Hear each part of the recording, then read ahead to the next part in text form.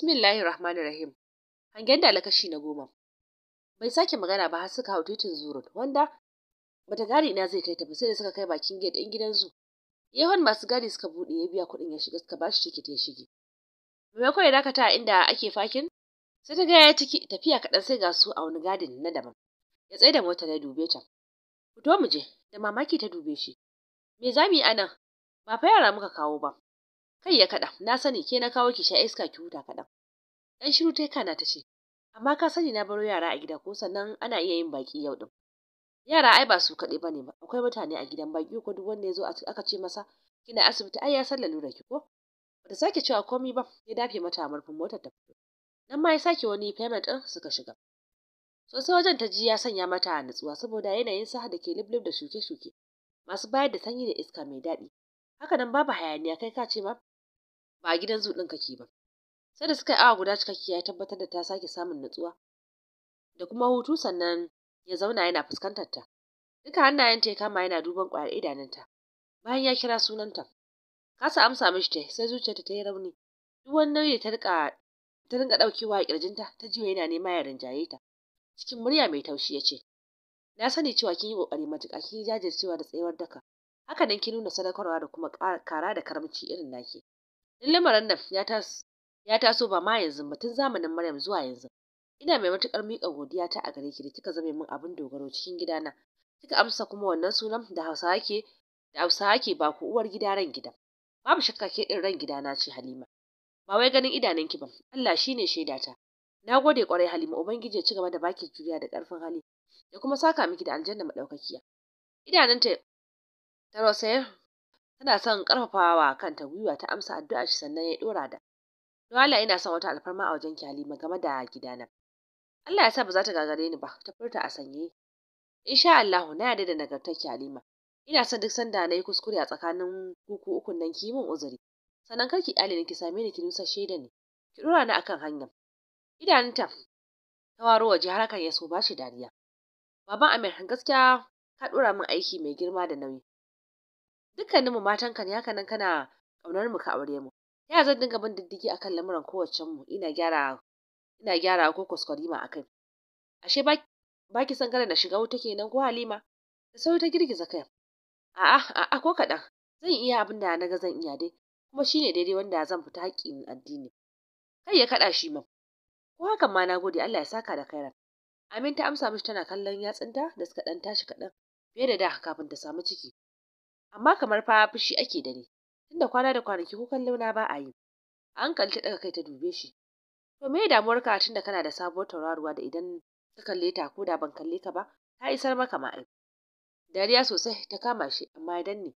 Wato kishin dai kishi kumallon mata. Idan ya taso sai an amaye da shi. Kai ya kaɗa. Ko kusa ko alama babu wata tauraruwa da za ta yi daidai da ke Halima. Ke ɗin ta daban ce, yadda kika zama ta farko a zuciyata da rayuwata, haka ke ta farko har yanzu ma. Matsayinki ba zai taɓa yin daidai da na kowace mace ba. Ke ce kika fara sanin wajen Jibril. Ke kika fara shiga rayuwarsa. Kika san dukkan wani sirri na shi. Kika zauna da shi a yanda yake tun lokacin. To ta yaya matsayinki zai daidai da wata? Sosai ta ji wani sanyi na sauka cikin zuciyarta. Ba ta taɓa tsammanin cewa har yanzu tana da wannan matsayin da martaba a zuciyar Jibril ba. Ta ɗauka tuni an mata overtaking, komai nata daga gare shi. Ashe bata san ko wata kima da daraja da martaba da ita kaɗai ta mallake ta bada daga wajensa ba. Sarautar ki ta daban ce Halima. Dole murmushi ya kwace mata, ta dinga jin wani nishaɗi da farin ciki yana ratsa ta. Sai da suka yi sallar la'asar a nan sannan suka baro gidan zu din. A hanya ya dinga tambayar ta me take so. To kusan bata ga abin da take so din ba har sai da suka baro hanya sosai sannan ta ga rake ta ce tana so. Ya tsaya ya siya mata mai yawa kuwa sannan suka wuce gidan. Bayan ya aje motar shi a muhallinta tana gaba yana biye da ita, rike da ledar raken, daidai sanda za su shigo dogon soron da zai sada ka da tsakar gidan nasu. Amarya Rufai da ta rako nata bakin za ta juya. Suka yi kacibus. Ta bi maman Amir da kallo wacce ke tafi a natse, sanye da doguwar riga atamfa buɗaɗɗiya sosai. Kanta ya fi da mayafin da ya dace da atamfar. Kafar ta flat shoe ne, sai karamar jaka ta makale ta a hannunta da ta sanya wayarta da kuma tarkacen magungunanta. Ta gane ta sarai, amma banda baban Amir da ke bayanta rike da leda.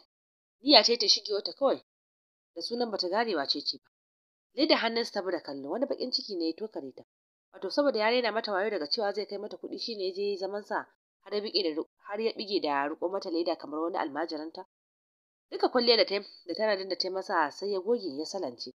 Gani irin kallon da take musu yasa mama Amir din yin sallama wadda ta maido ta a hayyacinta. Sai ta dan dake tana amsa a ciki sai da fuskarta sai dai kuma san fuskarta ta babu fara'a. Duka idanun Rufaidah na kan baban Amir tana duban shi. Ranta ɓace yake sosai saboda bata tsammaci zai mata hakan ba. Ta yaya zai ce mata zai je yanzu ya da amma kawai su ta gan shi da matar shi. Sai ta mai da kanta ga mama Amir tana kare mata kallo. Wanda bakar matar ma za ta fi mata saukin gamawa aiki. Sai ta zarce da kare mata kallo. Sai dai bayan bakin bata ga wani abu na kunshe tattare da ita. Bayan bakin bata ga wani abu tattare na kunshe da ita ba. Duk da cikin da ke jikinta ya soya wasu daga cikin halittarta amma mama Amir ɗin Black Beauty ce. Ciki ya sanya ta baƙin. Tana da idanuwa da hanci mai tudu da wani yar siriri. Ba wani siriri mai tsini bane ba can. Ciki da ya sanya shi budewa duk da cikin jikinta ba ta wata kiba ta a zo a gani ba. Duk da ta ƙara kwari ba ta da tsawo haka nan ba gajeriya bace ba. Tana da yalwar gashin giram. Sannan amarya mama Amir ta faɗa saboda yadda ta ga Rufaidan ta zuba mata idanu. Sai ta dan basar sannan murya ciki ta ce da ita. Yawa sannu ta faɗa kamar bata san fuskar mama Amir din ba. Bata kula da hakan ba bata damu da abin da ta mata bata so kokarin rabe ta wuce tana cewa ya kwanan bakunta. Lafiya lau ta sake faɗa ciki. Bata koyo ba ta bare ta sama me yake wakana ta shige cikin gida abanta. Da sallama ta shiga tsakar gidan tana iya jiyo surutun yaran da ke ɗakinta. Ɗakin maman Ummi labulanta a sake kamar ma babu mutum a ciki. Suna jin muryar ta yaran gabaki ɗaya suka fito suna mata oyoyo. Ku yi haƙuri kar ku kayar da ni, ta faɗa tana ɗan murmushi ita ma. Sau tari yaran sukan ɗebe mata kewa da saka ta walwala.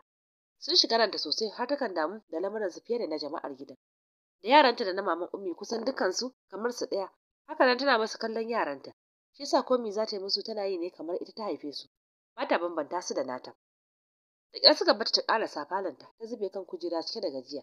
Salima na mata sanin da zuwa. Ta amsa mata tana duban ta sanan ta ce me aka dafa yau ne a gidan yunwa nake ji wallahi. Dan taɓe baki kaɗan Salima tai sanan ta ce babu abin da aka dafa su ma gari ne na ba suka so da kuɗin da kika bar mu muka jika muka sha. Ciki da mamaki take dubanta. Gari kamar yaya?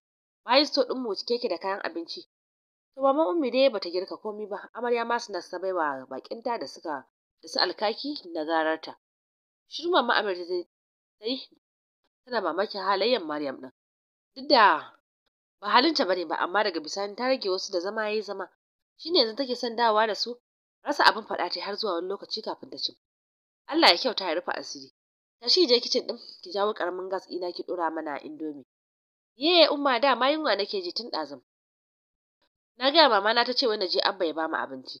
Cewar Usman da bashi da wani cikakken hankali ko wayo. Sai ta ɗora hannunta saman kanshi. Ba haka take nufi ba kaji Usman. Yanzu za a dafa muku indomie ku ci. Kai ya gyada mata sai ta bi su da kallon tausayi. Daidai sanda Amir ya shigo da ledar rake ya aje mata. Ga kayan ki inji Amba. Jawo ledar ta gaban ta bude ta rarrabawa yaran. Ita ma ta dauki wani ta soma sha ko za ta rage yunwa da take ji. Take ko dukkanin su suka nutsu. Kowa ya samu waje zauna ya soma shan nasa suna ta surutu.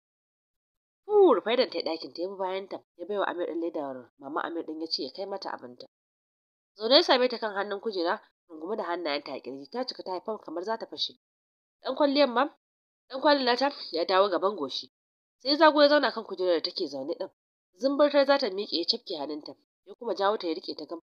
Cikin fushi da ɓacin sakanni Jibril ai wallahi ka bani mamaki. Cikin kwana ɗaya tar amma ina ta ganin abubuwa da ban tsammata ba daga wajenka ba. Babu abu guda ɗaya tar da ya cika min shi sai abubuwa kala-kala. Tun daga dare zuwa wayewar gari daga wannan sai wancan.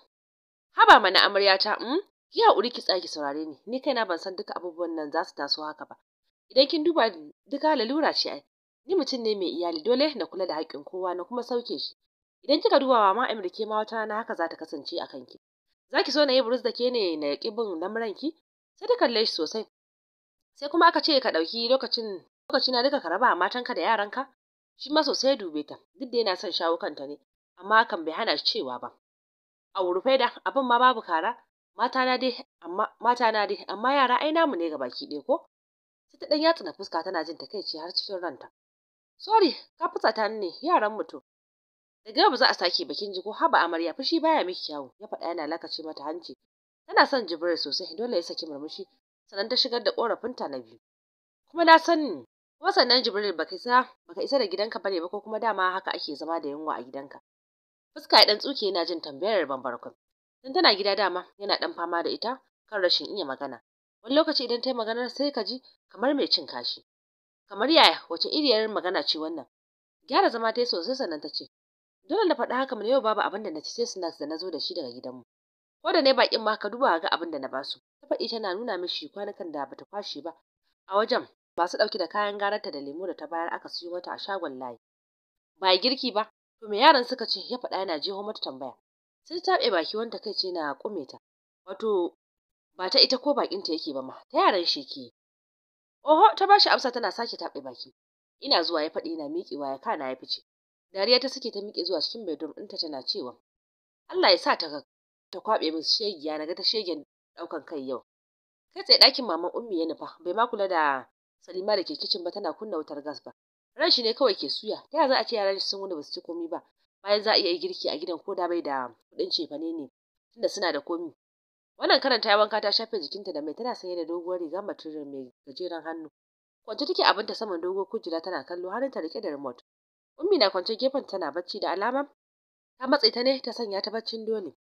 Tunda ta amsa mishi sallama bata kuma kallon shi ba. Ta ci gaba da abin da take yi, zama ya hannun kujerar da ke daura da ita sannan ya ce, lafiya kuwa yau kuke? Duban shi ta yi ta amsa mishi a takaice. Kalau kuma? Ras ta sake amsa mishi. Kai yake jinjina, dama ya tambaya ne dan kada ya yanke hukunci bisa rashin sani. Amma Maryam, na tsaba wulakanci da san tozarta gidana akwai abinci. Da san tozarta ni gidana akwai abinci. Ga baki amma a ce an wuni ba a ci komai ba tun abincin safe? Dama jira take ya ce wani abu, saboda haka ta miƙe zaune sosai. Ka fito ka faɗi maganar ka kanka tsaye mana. Ka ce kawai ban girka na baiwa Amurka da bakinta abinci ba ko? To barka ji, wallahi da na dafa ta ci ita da bakinta, gwara kowa ya wani da yunwa. Kuma ni ai ba mai aikin ta bace da zan dafa mata tana zaune. Aba ita tafi kowa zane a duwawu ba. Idan ta matsu, me yana ta shiga kicin ɗin ta girka? Ai ba rike mata kafafu akai ba ko? Kuma kofar kicin ɗin a buɗe take. Kana a buɗe ta wuni, bare ka ce wani abu. Daga haka ta koma ta kwanta abinta. Har ya buɗe baki zai magana sai kuma ya fasa. Yana jin akwai lokacin maganarsa. Sai miƙe ya fice daga falon ba tare da ya sake ce mata komai ba. To nan za mu tsaya, sai ku biyo mu a cikin shiri na gaba.